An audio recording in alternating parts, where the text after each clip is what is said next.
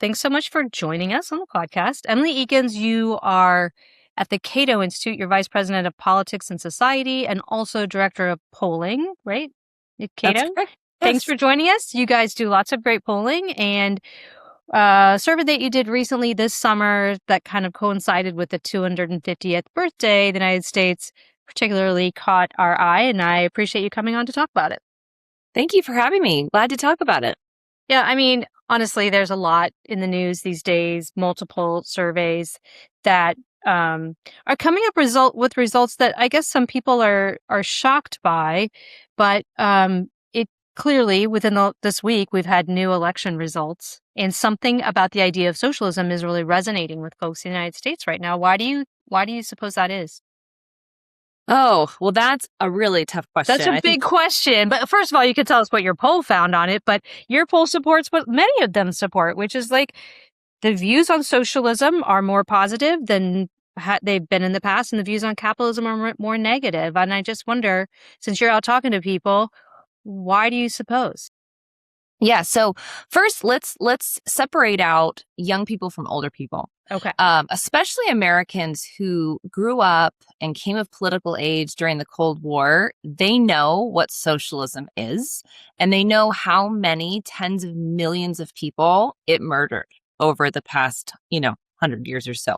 And so there's really a strong aversion to the word socialism, to the word communism among people of that older generation. But there really is a drop off. And it's hard to not think that the Cold War ending had something to do with it, where these younger generations had less perhaps reason, or teachers didn't talk about it, to learn about why not socialism? Why not communism? It's like, it doesn't work. And so right now, a lot of young people are worried about affordability and particularly housing. I have to say, looking through the data, it seems like housing may be kind of a linchpin here, that people that are really struggling to afford their rent or their mortgage, or paying a large percentage of their income on housing, they're very susceptible to these arguments, because people come around and say, well, we're going to lower your price, the cost of living. The problem is that these policies, centralized economic planning, just does not work. It has the same set of consequences. But I think economic anxiety is part of it. But there's actually more to it. And I'd love to talk to you about that, because our survey, it was connected to America's 250th and the 4th of July. We launched it right before the 4th of July. But we had a lot of questions on our nation's founding. What led to the founding and the creation of our country?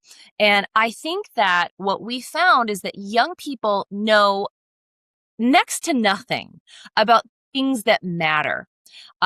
We had a series of civic questions, 7 questions. They only answered 1 of 7 correctly. The one they answered correctly was, who was the first president?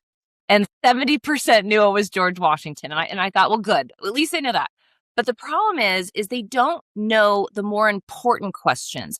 Why did we declare independence from Great Britain? Why did we adopt the Constitution of the United States? What is the purpose of the Constitution of the United States?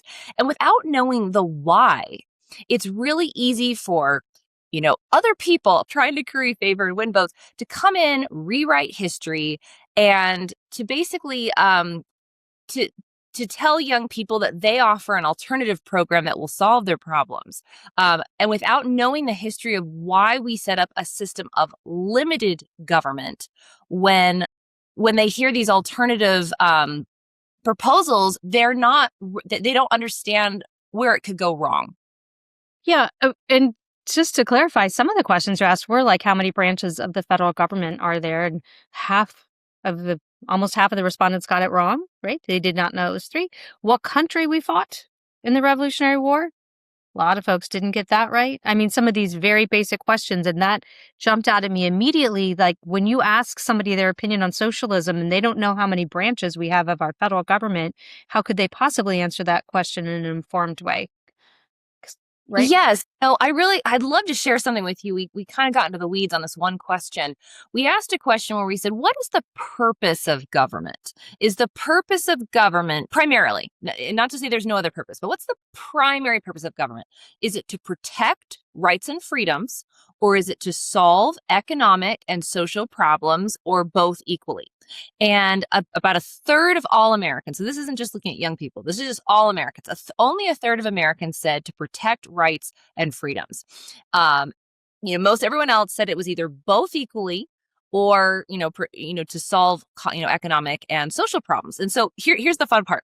We took this question and we loaded it into 4 of the leading AI models. So Grok, ChatGPT, Claude, Google Gemini. We said, feed in all of the writings, speeches, drafts, letters, unpublished and published works of the American founders. How would they have answered this question? And all 4 models came back with the same answer. They said, this isn't even contestable. This isn't even hard. It was very clearly number 1, which was to protect rights and freedoms. So why? Well, so that's why I'm saying the why really matters. Teaching young people, teaching Americans the why. Why did the founders think it was protecting rights and freedoms? Aren't there complex economic and social problems we want to tackle? Well, here's why. The argument they said was they weren't anarchists. They wanted the government to do some things, but they recognized that when government was not constrained in its power and was not governed by consent of the governed, right? That problems happened. That government exploited people. Government oppressed people, and so there was a hierarchy of goals here, and the main goal was government needs to protect rights and freedoms first, and then everything else has to be subordinate to that. And as long as your program or your idea does not require the government to fail in its duty to the first goal, which is to protect rights and freedoms, then you can have a discussion. And apparently this was just the founders, this was the thing they agreed on. Now you had Alexander Hamilton and Thomas Jefferson, you did different sides, different opinions about the role of government. But I thought that is the argument, that's the discussion I think that is missing from our current framework, which is, why is unlimited government dangerous? Why do we want to limit it? Isn't it obstructive? Isn't it preventing us from solving problems that we need to solve? Well, here's why. And then if you want to have government do X, Y, or Z, make sure we don't undermine liberty in the process of doing it. Yeah, I think that's right. But then you also see, okay, so absolutely, when you talk to folks who are gravitating towards this new idea of socialism and democratic socialism, it's like, well, I think healthcare should be free for everybody. I think housing needs to be affordable. I think childcare needs to be affordable, without kind of taking that next step, which is to say the government's going to pay for everything. And then the government's going to decide. I've talked to people who like this idea, and they're like, I'm willing to give some of my paycheck to help, to do this. And I'm like, but there's a central planning involved. They will decide how much of your paycheck, and they will decide where it goes to. And that is whoever's in office. Like, if you don't like the people in office today, they are the central planners. That's how it works. And generally they haven't done a good job at it. But on the other hand, they're like, I just want people to have healthcare, and I just want people to have housing. What's wrong with that? Without realizing, I think, to your point, this idea of the social contract where the government only governs by the consent of the people, I just think that violates that in a way that says we'll give all the power to the government and we'll let them decide how that gets redistributed. Not to mention the fact it's never worked. I mean, it's been tried multiple times and has never worked, but it sounds so attractive right now. And right. I also think part of that attractiveness that comes out in your survey is people recognize that currently there is a feeling that capitalism is turning into crony capitalism. And there's a lot of fears around um, fraud and things at the federal level that I think is not only making socialism more attractive, but is kind of giving capitalism a bad name. What do you think? Yes. Okay. There's so much. I agree with what you were saying there, and there's a lot to unpack. I think that there's 2 things going on when we're talking about people, like you said, people just want affordable health care. They want people to be able to afford their housing, childcare if they need that, and so forth. So there's 2 issues. One is abuse of power, and then what actually works. So one is like, make sure that you don't give government too much power, because it always leads in the same direction. Like, can someone show me an example where unchecked government power ever didn't result in the oppression of the people? I would love for a democratic socialist to point that out, because there isn't one. That's something we've learned through the test of time. The second thing is just more pragmatic. Centralized economic planning, where the government says, we'll take more of your taxes, and then we're going to plan out your healthcare, your childcare. When it comes to housing and things like that, whenever you centralize economic decision making, we have some data on that. And it has never worked because of something called the knowledge problem. Nobel Prize winning economist F.A. Hayek, wrote extensively about this, is that, those government experts, you could take the whole faculty from Harvard and MIT and Yale and have them sit on a board and try to figure this out. They would not do as good of a job as millions of Americans making individual decisions when they're free and able to do so. Now, people would say, well, then why isn't the free market working in healthcare? Why isn't the free market working in housing?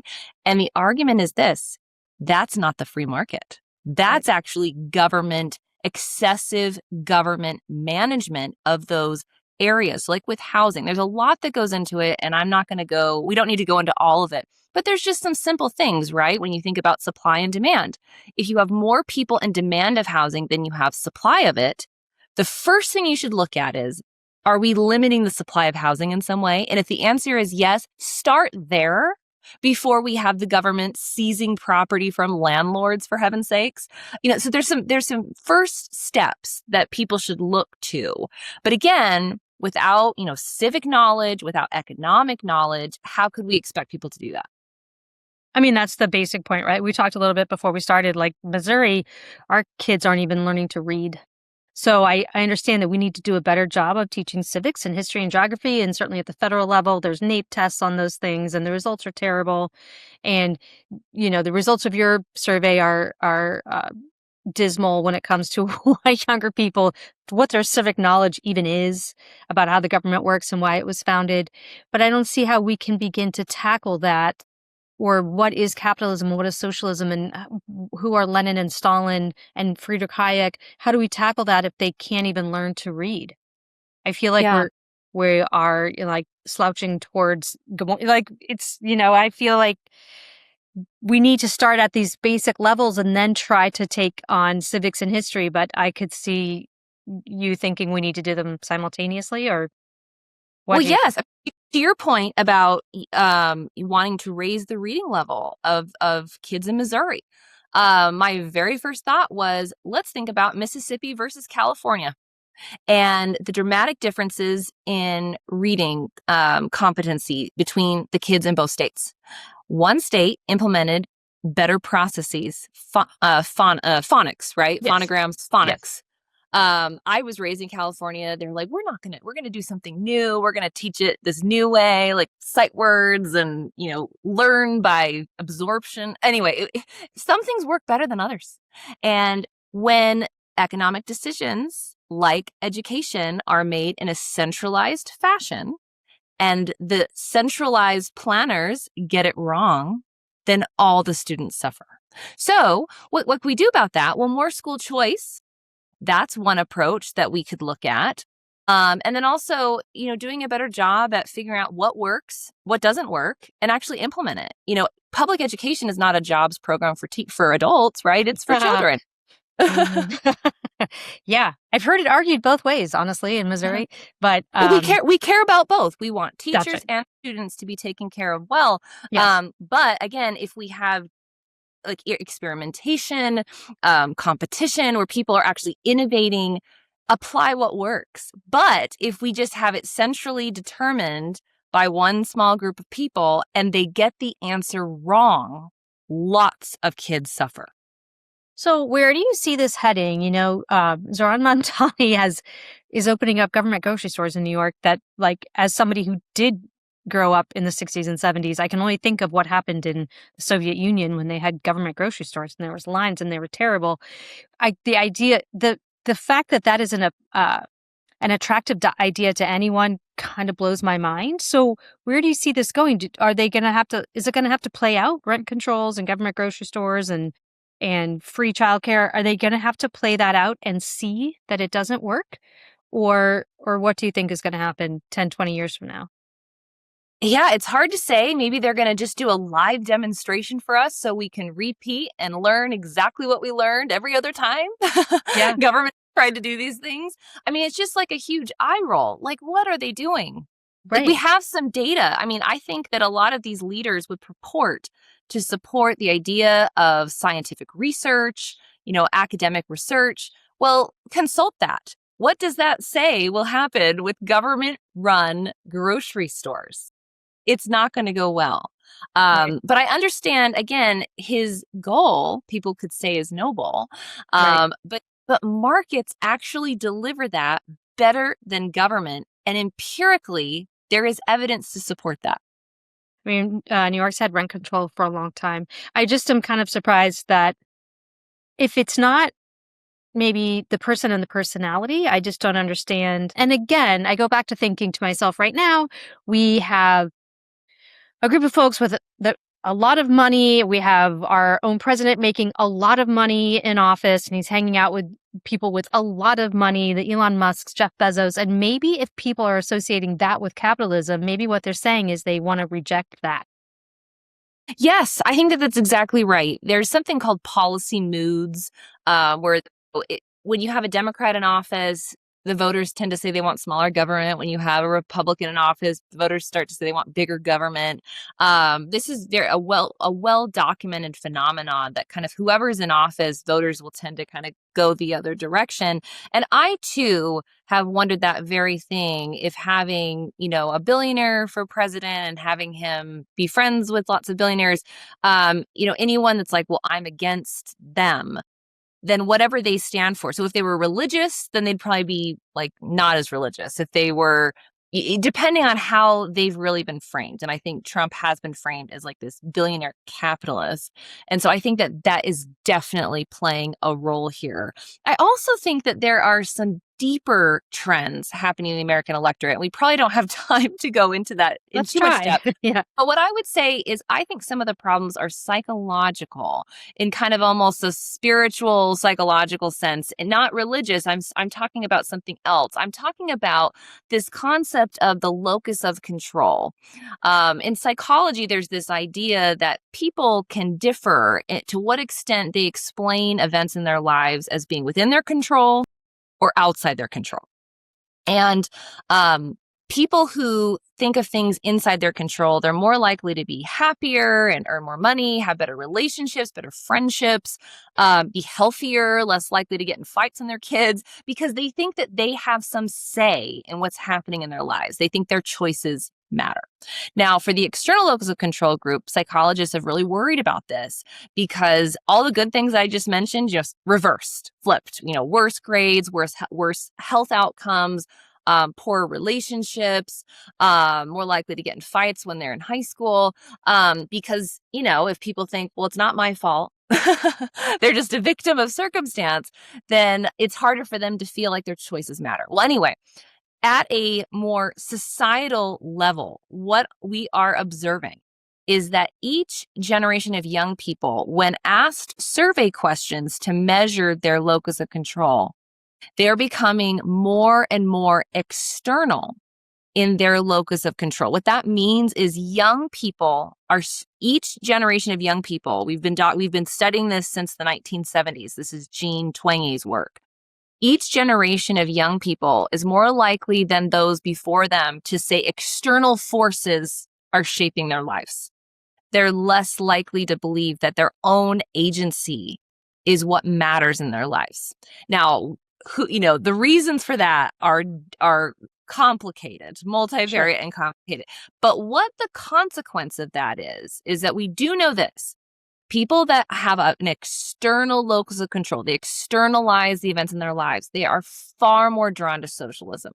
That's just the way it is. They're drawn to socialism, zero sum, view of the world. It's like us versus them. And some really bad things can happen when people go down that route. There's a lot more tolerance of political violence, and we're seeing that play out.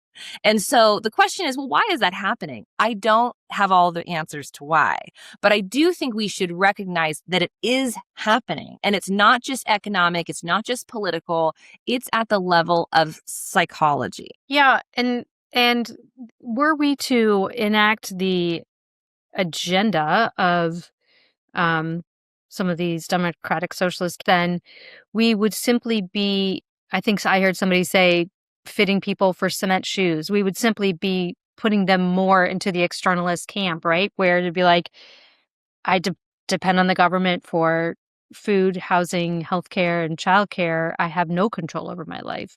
And if they decide to raise how much or lower how much or put in a work requirement, like I have no control over how well my family's doing or my own well-being, because it all depends on these decisions by the government. Doesn't that exacerbate this idea of externalism? Well, that's actually the irony here. So, evolutionary biologists have actually gone through and documented what happens here is that kind of this external locus of control will lead people to support policies that actually make the world more external, meaning Oof. that they have less control over the situation. So, in the case of the 2008 financial crisis, in which they were really examining this, is that the crisis will make people feel like they lack agency because understandably a recession is not the fault of any one person. So then those voters go out and vote for politicians who promise to do X, Y, and Z policies that actually will ironically make another recession more likely, will actually slow the economy, make things worse. And, so it's interesting from an evolutionary biology perspective, like how that can happen, those It's a negative self-fulfilling feedback. prophecy. Well, what's the policy implication of that? Or what do we do to try to stem that tide? I mean, I've heard folks say, number one, we improve high school education in regard to civics, history, and economics. Maybe. I don't know. It feels like a very long-term goal that's unlikely to have any real impact. But what do you do from a policy point of view? Right. No, that gets tricky. I feel like a book could be written on this Yes. topic. Hmm. But I do think like the way I've thought about it mostly is from a perspective of kids and how do you raise each rising generation to have a more internal locus of control rather than external. Right now we're doing the opposite. And just anyone that's a parent of young kids, I think you can probably, or if you're a parent of children at all, you've probably seen this in action where kind of the zeitgeist in our public schools, the zeitgeist, especially social media, is not helping. Where like you can see at micro levels how we all the time are telling young people it's not their fault, it's forces beyond their control. I do think that in colleges and universities as well as K through 12, um, critical race theory and ideologies that are similar to that really emphasize the external. That's not to say that external forces like racism or sexism don't exist or don't matter. That's not what we're talking about. But if you tell kids, oh, the reason for the challenges you face are due to insurmountable challenges that you cannot overcome without electing this politician, that's teaching young people an external locus of control. So at the college level, it's rampant. And I don't observe any efforts on the part of administrators or faculty to recognize the psychological harm that they are doing to their students by propagating ideas that really turn the attention of their students to focus and emphasize on external forces.